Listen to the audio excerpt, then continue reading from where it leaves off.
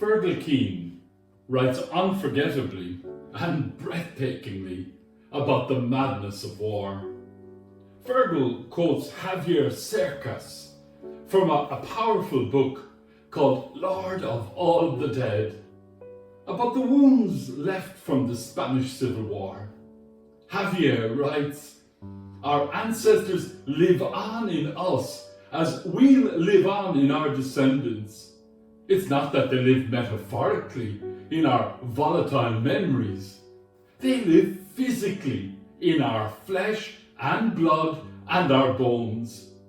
We inherit their molecules, and with their molecules, we inherit everything they were, whether we like it or not, despise it or not, accept it or not. Whether we take it on or not, we are ancestors as we will be our descendants."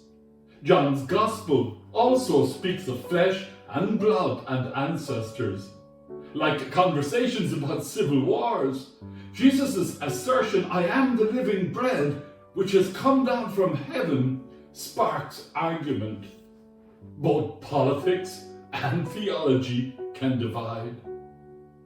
While reflecting on today's reading from Deuteronomy and how the Lord fed families with manna in the wilderness, I found myself asking, what is modern day manna? As I probed this question, I speculated that if you lived on a part of this planet devoid of water, then surely water would be manna from heaven. Or if you lived on a dizzyingly wet island, a sunshine holiday might just be the manna you require to flourish.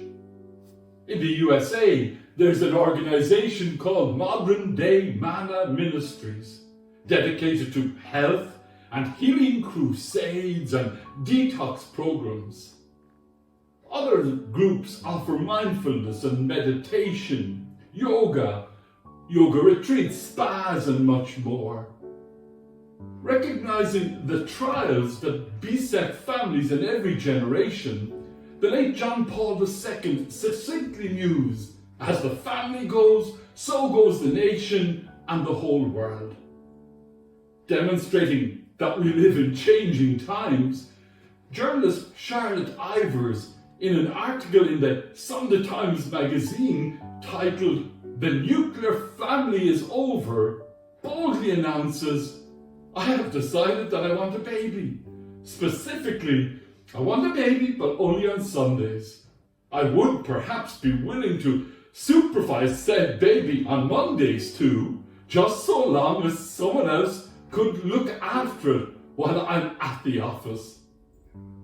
Charlotte further elaborates, "After a late night out with a friend, also without a child, my friend suggested, wouldn't it be wonderful if, when we and all our friends have children, we could raise them communally.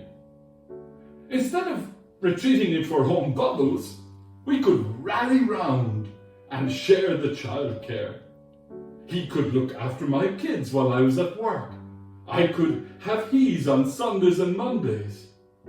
Then we could spend the rest of the week in the pub while our mates picked up the slack."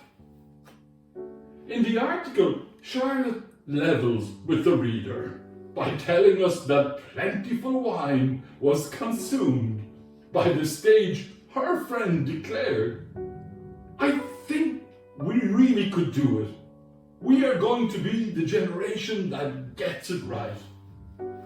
Charlotte, with artistic flair, shares all this information to hammer home the point that it can cost £1 million sterling to own an ordinary family home in London, and that childcare is exuberantly costly. People are just opting not to have children, and yet politicians climb up onto their soapboxes and bemoan falling birth rates. Then, in the same breath, they tell us they yearn for the return of the nuclear family. In fact, Charlotte argues, that they should be pushing for quite the opposite, asserting that the nuclear family can't fix this, communal living can. Her final recommendation is that we should raise our kids in communes.